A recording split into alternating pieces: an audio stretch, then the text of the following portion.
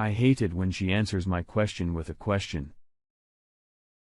Without hesitation, she does it every fucking time. No matter what the question or answer is, she answers my question with a question. She does it every time. Megan, what are we having for dinner? Does it look like what I made? Megan, where do you want to move the chair? Harold, where did I say I wanted to do that?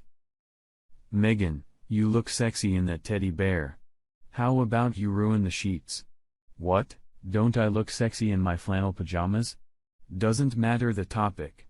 My questions are always answered with a question. The only time she failed to answer my question with a question was the very last question I ever asked her. What is the question? 5 simple little words with a question mark, but the hardest question to answer. Why should I want to stay? That was the one question she didn't have an answer for. The bad thing was that I knew she couldn't answer that question. Cheaters can never do that. They can give you the typical bullshit.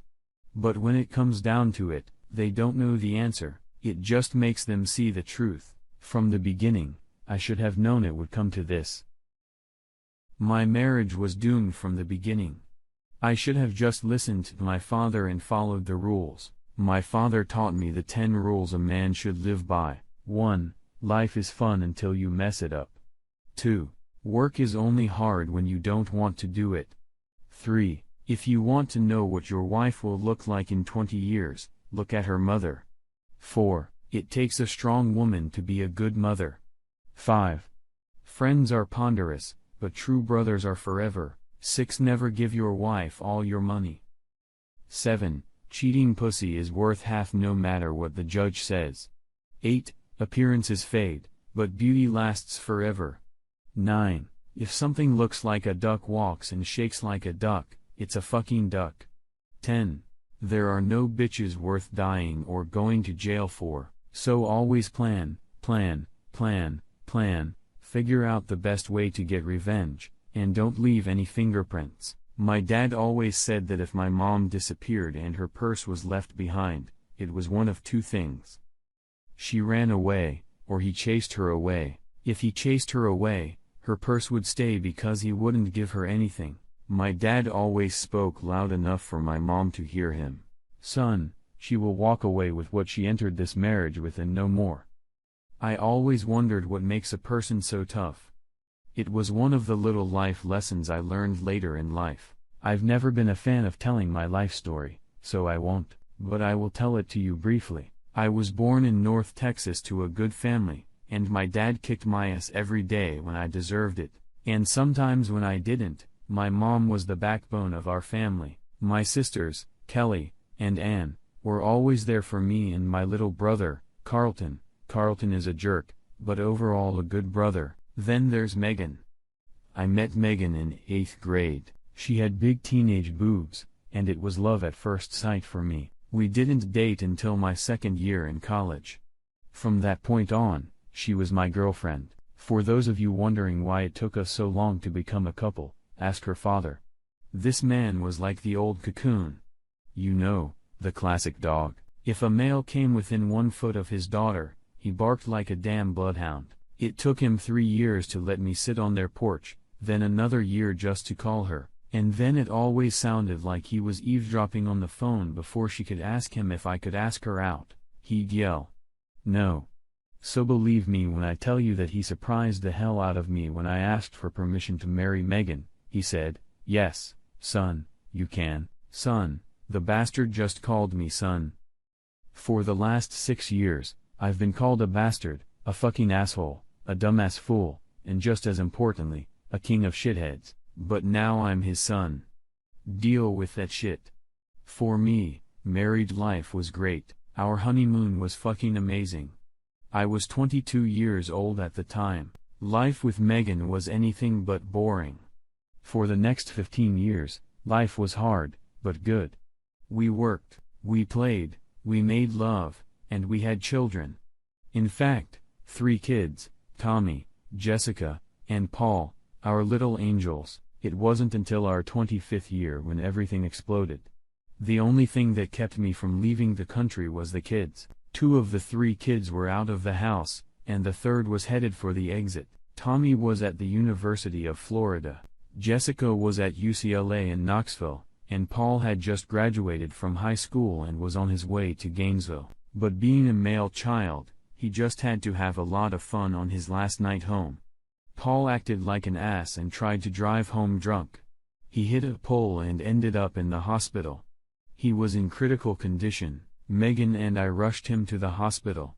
They removed his spleen. He had a collapsed lung and needed a kidney. He needed a donor immediately. The doctor asked if he could do a blood test to determine if I was a match for him. Megan threw us a strange look. Like she was trying to figure something out. Then she said, "Shit. Shit. Shit.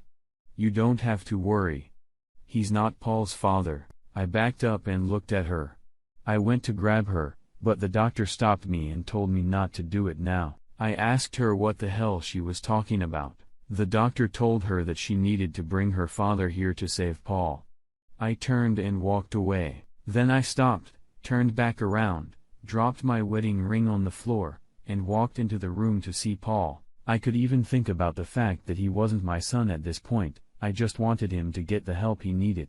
When Megan and the doctor entered the room, I turned and walked out. The doctor grabbed my hand and told me I needed to stay because Paul needed both of us right now, so I stayed. Later that night, Paul's father came in. About an hour later, my brother, Carlton, showed up. I was about to go and tell him what was going on when I saw that blood had been drawn. Paul's father was Megan's brother-in-law, my brother, Carlton. Then he, the doctor, and Megan left the room. I had my own answer. Carlton came in trying to explain what had happened. I left the room. It was too much for me to handle. When I went out to the waiting room, Carlton's wife Abby was sitting there with her arms around her head crying. I didn't know if it was because of Paul or because of what she had found out about Carlton and Megan. Either way, it didn't matter. Both problems were ruined. The doctor came over and asked if he could talk to me for a second. He told me that I needed to pull myself together and be there for Paul and Megan. They were going to need me. I asked him, "How do I do that? You're such a big fucking man. Tell me, how can I be there for this slut? Did she just tell me my son is my nephew? She's been sleeping with my brother for God knows how long, but we've known for at least 18 years because Paul is his son. And what am I supposed to do with Carlton? I can't call him my brother anymore. What kind of brother is it that has his brother's wife and leaves him to raise the kids? But since you're a doctor, maybe you can give me something for that. Maybe you can get me some goggles to detect walking chicks. Do they have a pill after the get this cheating girl and my brother out of my life affair? Maybe you know a way to erase that bitch from my memory." That's what I thought. So get off my back and try to fix Paul. You can't help my marriage or my life. Doc shook his head. Then turned and walked back to Paul's room. I walked over to Abby and asked what Carlton had told her. She said that all 3 of my children were his children. Carlton said that Megan had told him that I was infertile. That was new to me, and how would she know? I was only in the hospital for one reason, and I was 10 years old at the time. Something was going on, and I needed to find answers. It was 11:30 the next morning before the doctor told us that Paul was going to be okay. Carlton's kidney was a perfect match. I was headed for the exit when Megan and the doctor ran up to me just as the door was closing. Megan went to grab me when the doctor stopped her. I would spit in her face. Megan asked where I was going. "What about our son, Paul?" That struck me as funny. Our son. I turned and walked away. I got home around 2:30 in the afternoon after a brief stop at Home Depot for a couple sets of locks. I changed the locks on the house, then I started packing Megan's clothes. I had 4 bags packed before I got the first call. It was her dad who wanted to come over and talk before I did something stupid. Some people like what I asked him. "Come on, Papa. What reason do I have to do something stupid?" Before he could say another word, I threw the phone down. As I packed Megan's things, it made me think about Paul and everything that had happened. It made me revisit all the long discussions in psychology class. Nature versus nurture. Did Paul's DNA make him my son? Of course, in my heart, he was mine, from the first moments of his life, from his first steps, from the moment he first caught a soccer ball, his first fight, his first date, his first kiss, talking to him about the birds and the bees. All of those things made him my son, didn't they?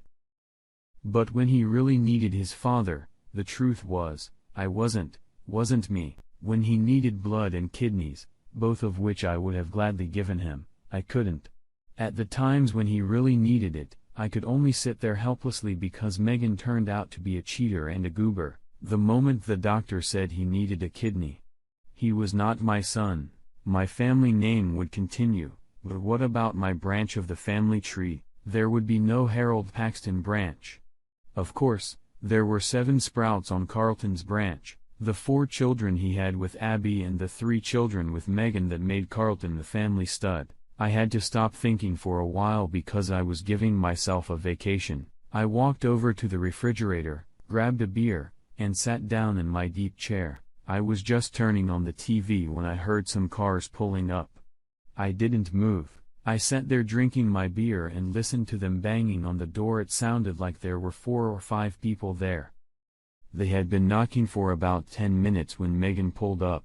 I think it was my dad telling her to open the door with his key. I bet they were pretty surprised when her key didn't work. After I finished my beer, I grabbed my gun off the table, walked over, and unlocked the door. I asked my dad what they wanted. My father asked, "Why?" I had a gun. I told him it was to keep uninvited guests out. I asked them again. What did they want? My father was the company rep.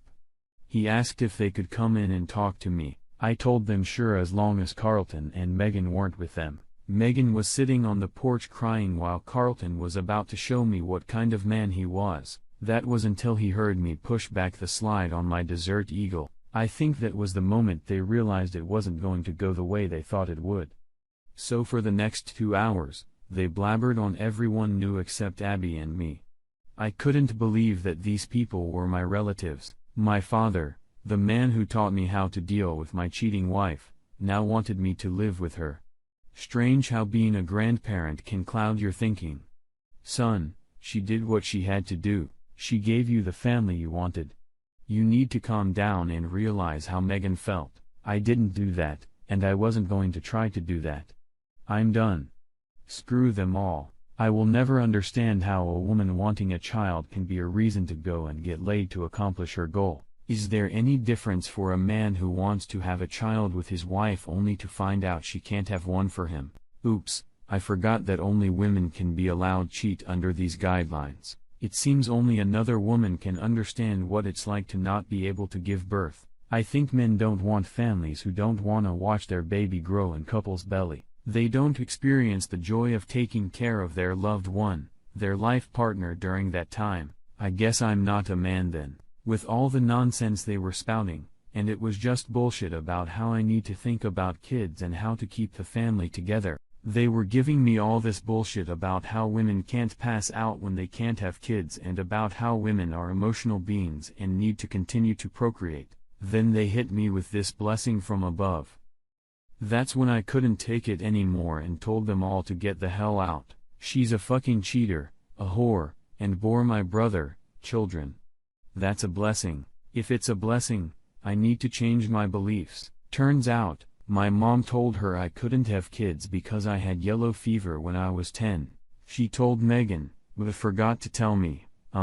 Which mom? After I put them all out about an hour later, the kids showed up. They told me that Megan had called them, but told them to come to her parents' house first. They came home first. I spent the next hour explaining to them what had happened. I wasn't holding anything back. Jessica didn't believe it. She called and made an appointment to get blood for DNA testing. Then she was going to see Megan. Tommy said it didn't matter because I was his father no matter what, but he went along with Jessica's plan because he needed to know the next day. We all went to the hospital, checked on Paul, and then had blood drawn for testing. After that, Jessica went to visit Megan. Tommy and I watched Paul for a few hours, and then we went back to the house. Needless to say, the fear in the house was very tense for the next few days. On third day, we got a call from the hospital with the results. Turns out, only Jessica was mine. There were so many blank shots that Tommy got angry and left because it meant Megan had been cheating since the second year of our marriage. Not 2 years later, she got pregnant with Tommy 18 months later. I filed for divorce the same day the results came back. I gave my attorney the results of the DNA test. I didn't want $5,050. I wanted everything. You see, I'm a firm believer in equal rights. When a man cheats, everyone yells, "Take him to the cleaners." Don't get mad. Get everything. But when it's a man being cheated on, it's "What did you do? Are you sure maybe it's hormones?" You need to give her some help instead of divorcing her. I can't tell you how many friends I lost in the days that followed. I lost both my parents and in-laws because they knew all along. At the final meeting, Megan asked for 30 minutes alone. After 25 years of marriage, 23 years 4 months of lies, but who's counting? I could have sat down and heard one more lie.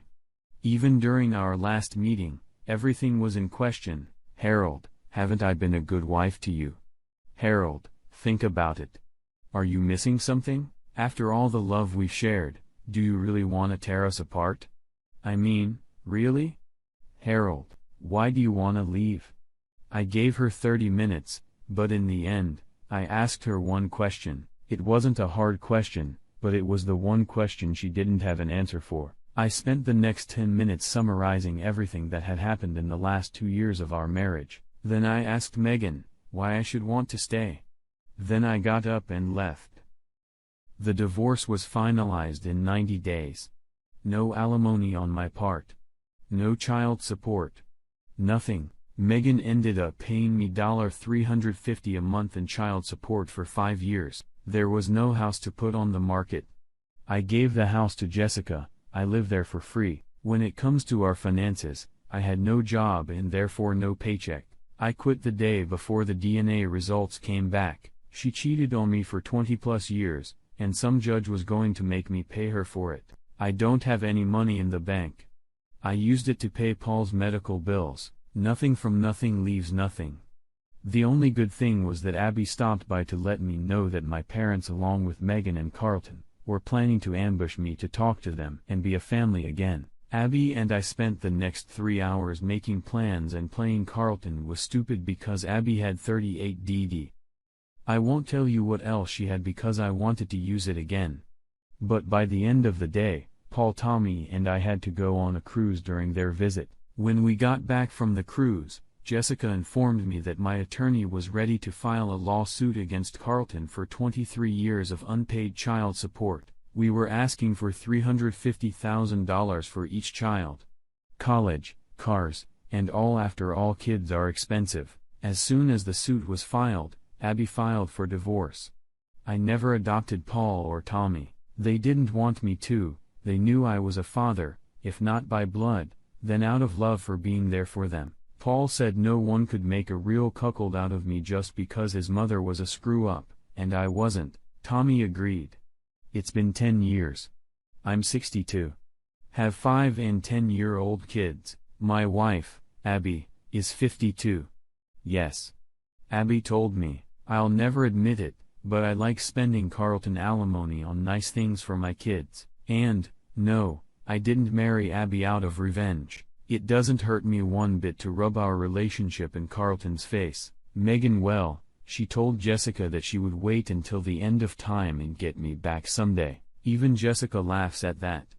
My parents are burning holes in Jessica and Abby's ears. Please invite Harold to come visit us. We're going to die soon, and he's going to hate himself for not being here.